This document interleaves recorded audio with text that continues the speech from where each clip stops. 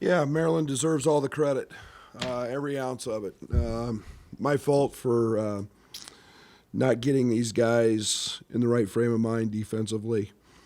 I thought we were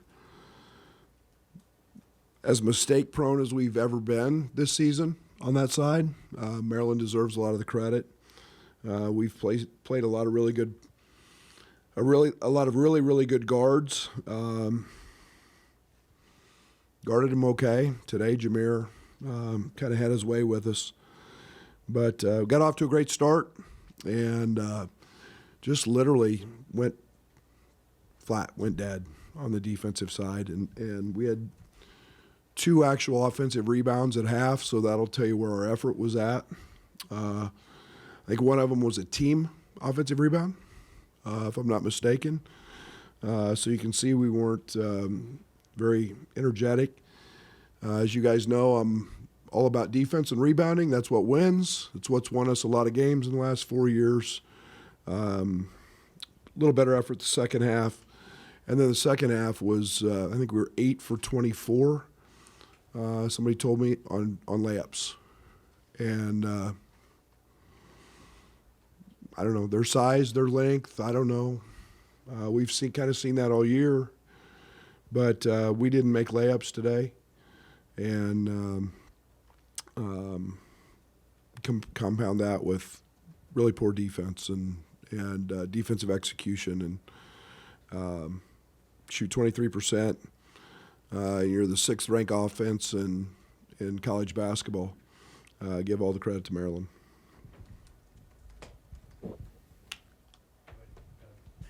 Coach, 52 points in the paint for Maryland. Was there something they were doing that was causing you some difficulty around the rim? Nothing we haven't seen. Nothing we haven't seen. Brad, Luke said Maryland was tougher than us and we have to get back on brand. What's that look like for you guys? Practice. It's we had a disjointed day on Friday and or I don't even know what today is, and then yesterday we were solid, but yeah, we got to get back to who we are, and it's I mean, Quincy Gray having no offensive rebounds. It's let's see. Coleman had 1. Ty had none. Marcus had none. Or Ty had 2, excuse me. Ty had none, but Ty had 0 rebounds in offensively in the last 2 games. So it was coming. It was coming. Figuring out that, sometimes when you think it's easy, it's you forget what made it easy. And that's effort. Yeah, Brad, you mentioned the layups in the first half, 1.2 points per possession on offense, and fell off the cliff in the second, 0.7-something points per possession. Were you happy with the shots? Was it just the layups? What was the... They're layups. Yeah. How can you get a better shot than a layup? They're layups. The easiest shot that God created when he created the game of basketball is a layup and or a dunk. A layup. A layup. And you have to learn at this level to make some contested ones sometimes.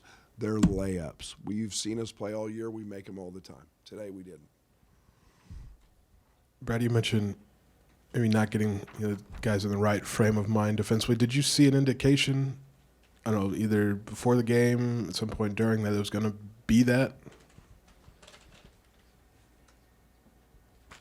Not really. I mean, Justin Harmon, minus 16 today in the plus-minus. After the game he played the other day, and we've got him guarding Michigan State's best player at the end of the game.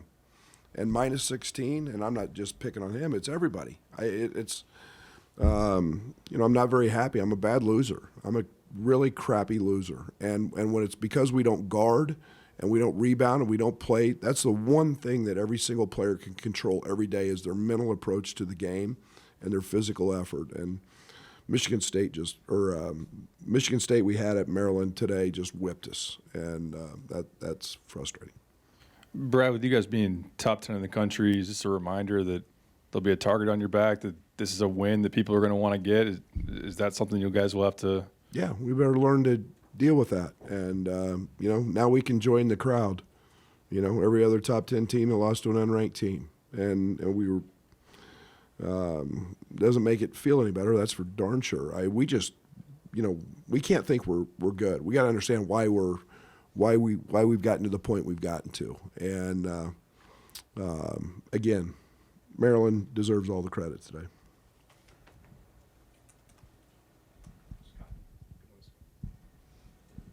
I guess with Julian Reese, I mean, it seemed like Coleman had that matchup at some points and didn't at others. Is that just a tough one that he presents, or Who's not in this league? I mean, he's a good player. He had 0 against Purdue. I mean, I don't know. I mean, it's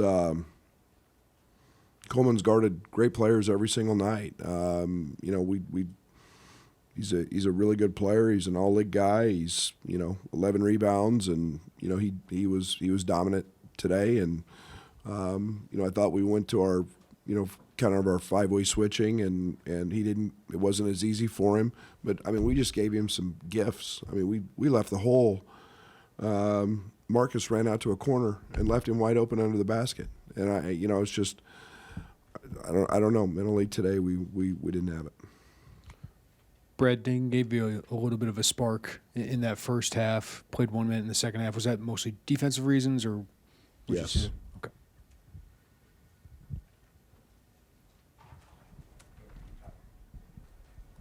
Dane's going to help us. We need Dane's physicality, and it's not about offense. You know,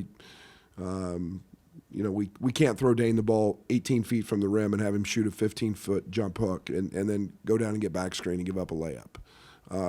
Dane's effective when he's 4 feet from the rim, and you know, we've got to have him guarding better and not making mistakes that affect other people.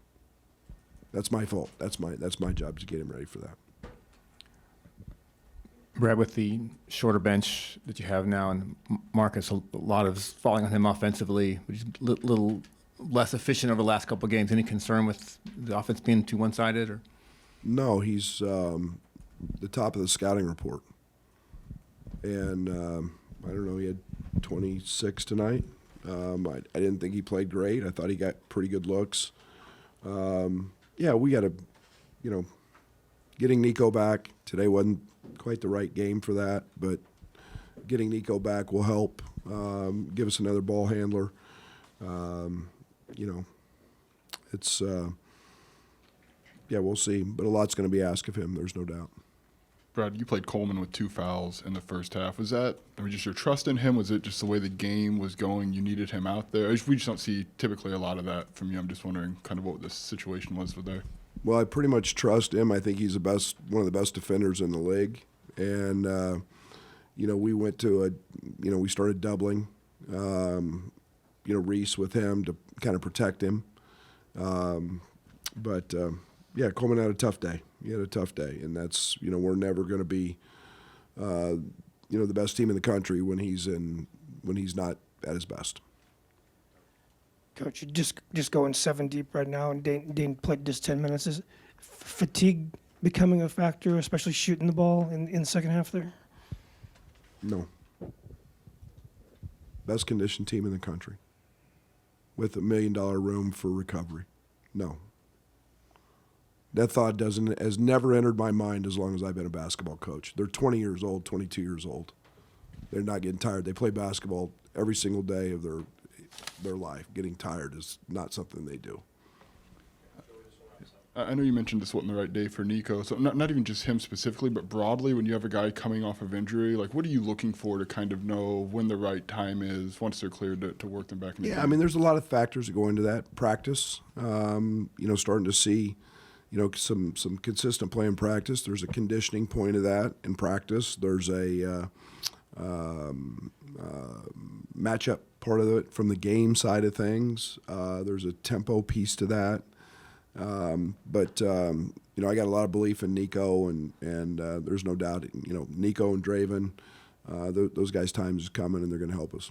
It's for both you guys, Marcus and Luke. What went wrong offensively? Obviously, what changed for you guys offensively in the second half? I thought we just missed some shots we should have made. We had a lot of stuff rim out. They got bigs down there. Might have altered our shots a little bit, but just missed shots that we usually make. Yeah, I mean, we were getting good looks. Got in the paint, got good looks, and just didn't finish well in the paint today.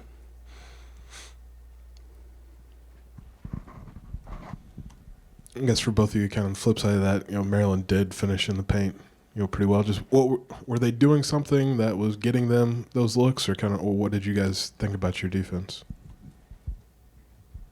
We didn't guard well enough. We let number 1 just come off ball screen, get to where he wanted. Number 10, we just didn't guard well enough. Yeah, I mean, that's it. I think their bigs played well. I think they rebounded the ball well. There's a couple times where we had it in our hands and they kind of just took it away. And in pivotal parts of the game, the rebounding battle I think was even, but they just got them when they needed them, and we couldn't secure ball kind of towards the end of the game, and they were able to capitalize and get easy buckets off that.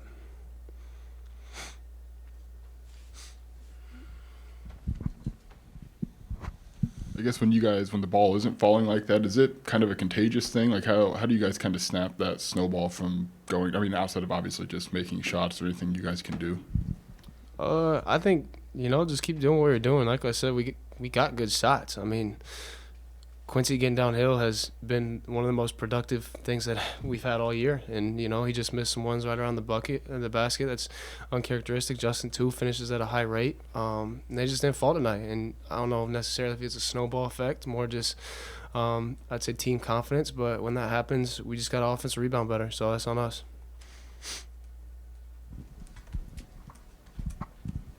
I mean, you started this game pretty well offensively. Was there something that made that change? You were made to kind of trigger the shots not falling, or was it just maybe that's just something that happens sometimes? I think it's something that just kind of happens sometimes. We haven't had a chance to watch the game obviously yet, so maybe we'll see something in film. But as of now, I think we just missed some good looks. Both of you, starters are playing a lot of minutes, especially without Terrence. Fatigue a factor at all in the second half? No, I don't think so at all. Our coaches and staff do a great job of understanding kind of what goes into games and the effort that we put in it, and they really respect the time we need to get ready. And I think, this week and before the games, they do a great job letting us get our bodies right. So I don't think fatigue was a thing. I think Maryland just came out and played a good game. They were stronger than us, tougher than us, and did what they needed to do to win. And we couldn't stop that. For either of you, I know you talked about defense. Is that one of Coach Underwood's big talking points in the second half? And what do you feel like maybe you guys fell short a little bit on that side of the floor? Yeah, I mean, he definitely talked about it. I think just intensity. We just got to be better. We got to guard the ball better and just play harder. Yes, I mean, intensity and toughness, playing hard, that's kind of been a staple from this team. Was there just something missing about that today, or how does that kind of happen? I think kind of like I said earlier, I mean, Maryland was just tougher than us instead of us, being tougher than them at home, getting the rebounds, 50-50 balls. And, at the beginning of the game, there was a play where one of their players got on the floor and we didn't, and kind of set the tone. I think we need to take that personally and next game get back on brand to what we do. I think we need to get back, and that's on us as players. Coach can't control that, so we got to be better and go out there and play like we're winning, play like we want to win the conference. So we got to be better as players.